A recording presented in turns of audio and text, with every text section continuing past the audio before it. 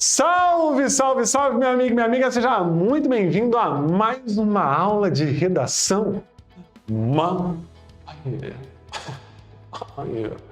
Mais uma aula de redação maravilhosa para você.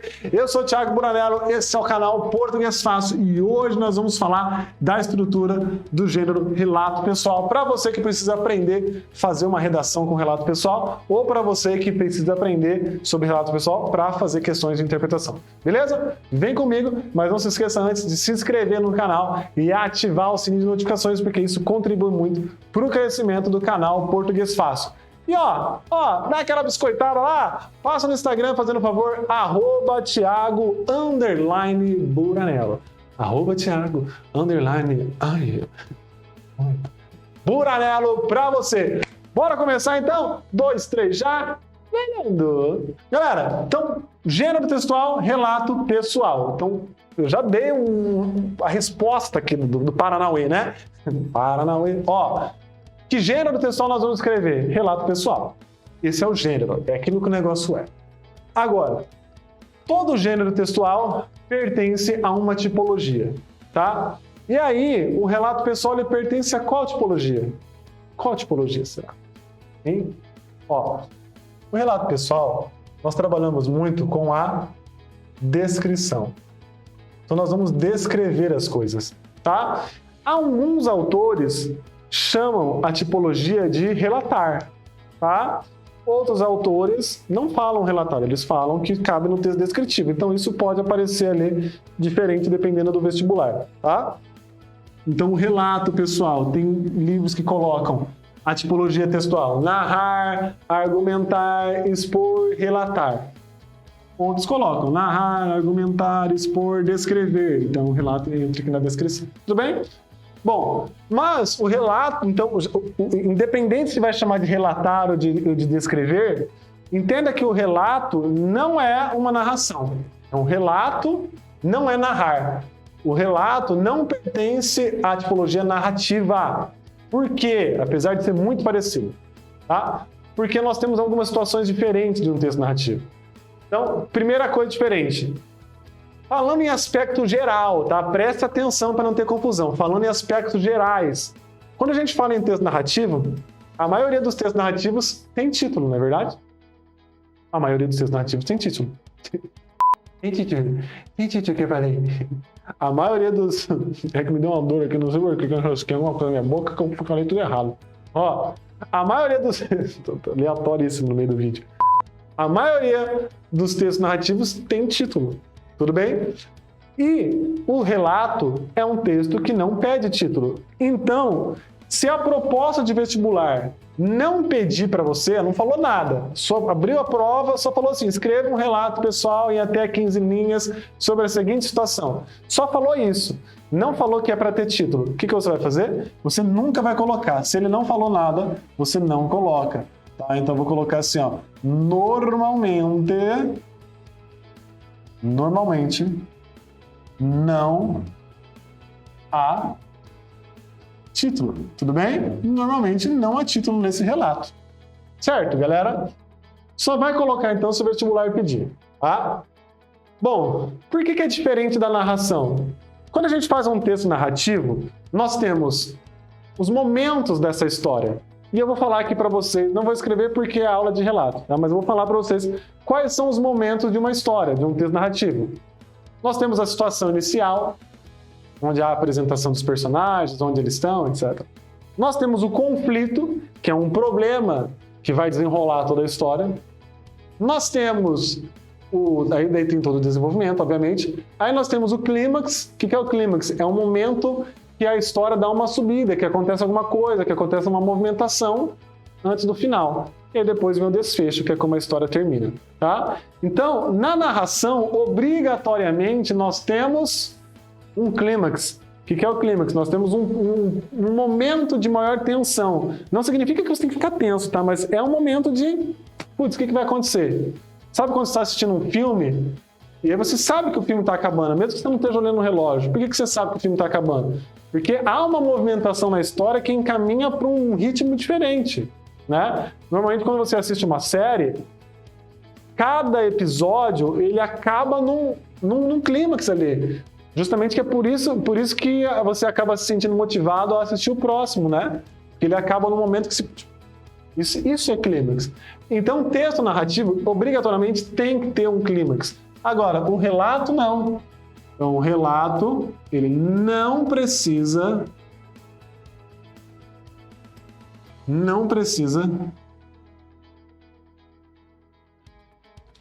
ter um clímax. Ele pode ter, Buranello? Pode, mas ele não precisa. Você não precisa criar essa ideia.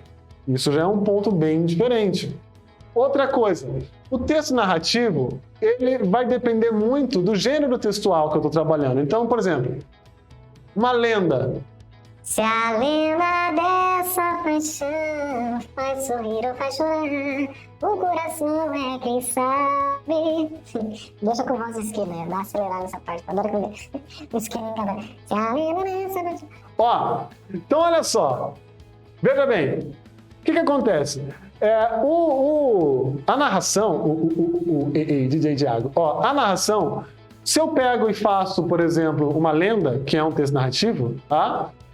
A lenda eu posso ter o tempo de uma forma. Como assim, professor? Eu posso falar assim, há muito tempo atrás, conta-se que em Angola, aí eu vou falar uma lenda africana, tá? Há muito tempo atrás.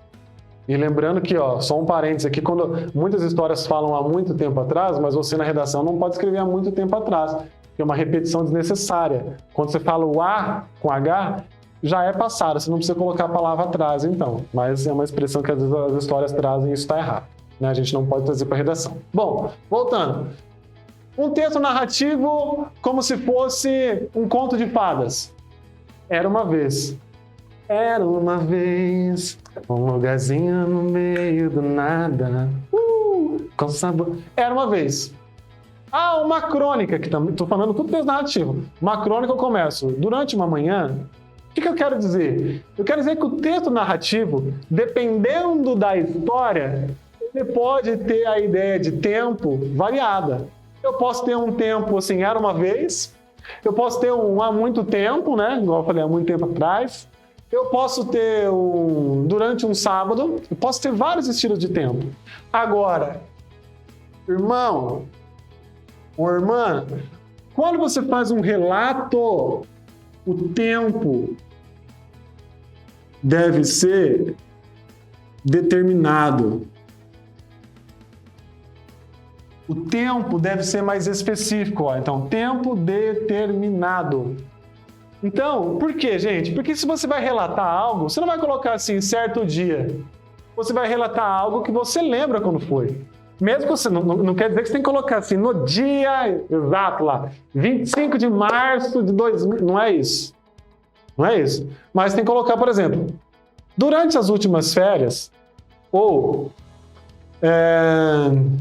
no fim de semana passado, tá? Ou ontem, semana passada, na tarde do último sábado. Então você vai colocar algo mais específico para o seu relato, tudo bem?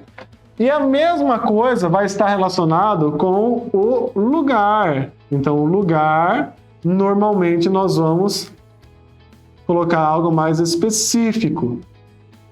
Tá? Normalmente eu vou pôr aqui. Por que normalmente? Porque eu posso falar que na semana passada fui à praia com meus amigos e assim que chegamos lá, procuramos um restaurante para almoçar.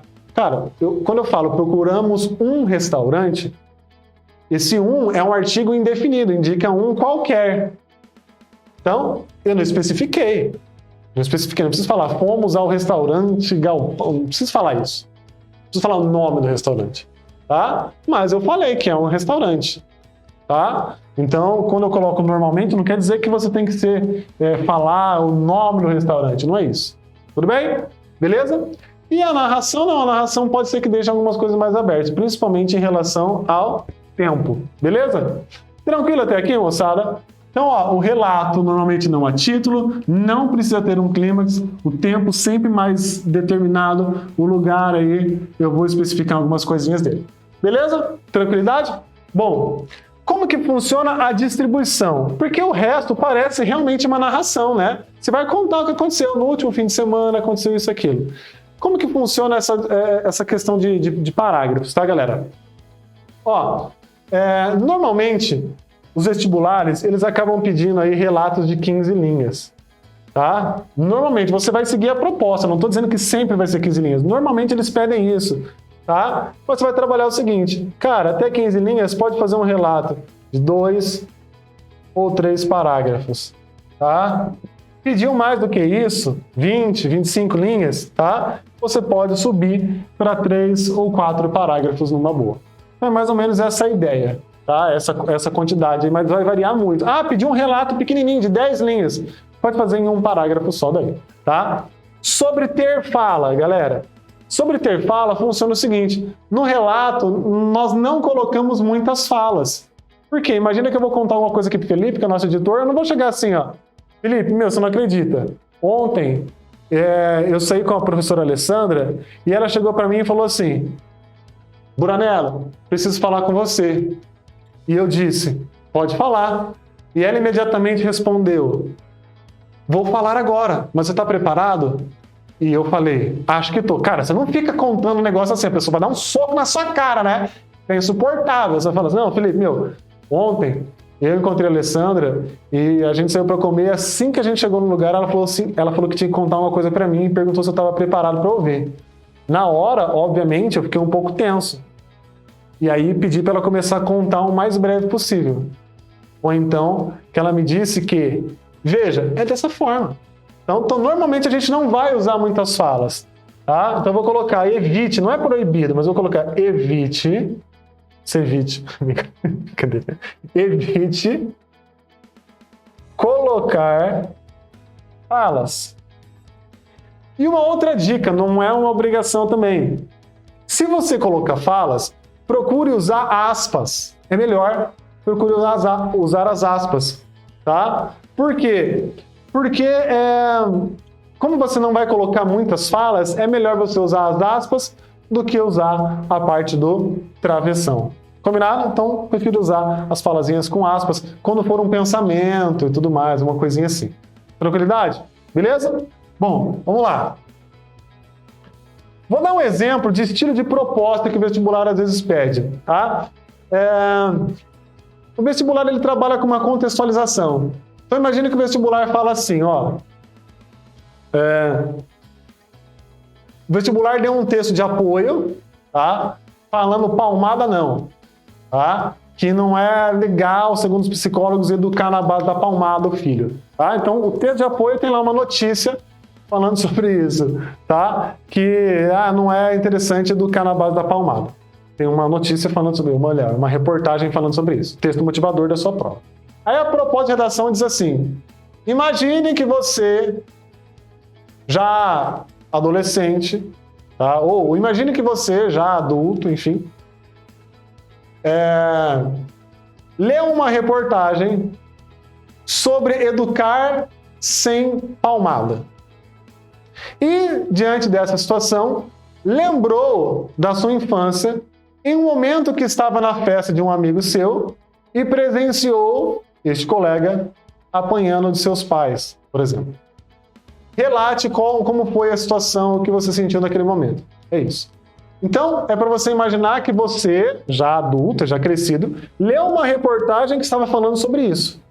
E aí, ao ler essa reportagem, você acabou lembrando dessa situação de quando você era pequeno. Então, como que você vai relatar isso? Você vai relatar, por exemplo, assim. Hoje de manhã, ou ontem, pode criar uma situação. Enquanto estava no consultório médico esperando para ser atendido, ao ler uma revista, ou ao ler a reportagem de uma revista, constatei que havia nela uma matéria falando sobre a educação sem palmada. Foi então que eu me dei conta, ou foi então que lembrei de quando tinha, aí você pode inventar uma idade, de quando tinha 10 anos e durante a festa do aniversário de um amigo, e aí você vai entrar no assunto e vai relatar como foi que tudo aconteceu, por que esse amigo apanhou, como que você viu a cena, o que você sentiu naquele momento. Tá? Ou, outra situação, imagine que você é um instrutor de autoescola, tá? E no último mês, recebeu um aluno com um trauma de trânsito. Relate como você ajudou este aluno a superar toda essa situação e a passar no teste. Beleza? Bom, então você vai começar. No último mês, você tem que mostrar para o corretor que você é um instrutor. No último mês, recebi um aluno na autoescola em que trabalho com um grande trauma ou com um trauma de trânsito devido a um acidente que sofreu quando era pequeno. Você pode criar essas situações. É isso.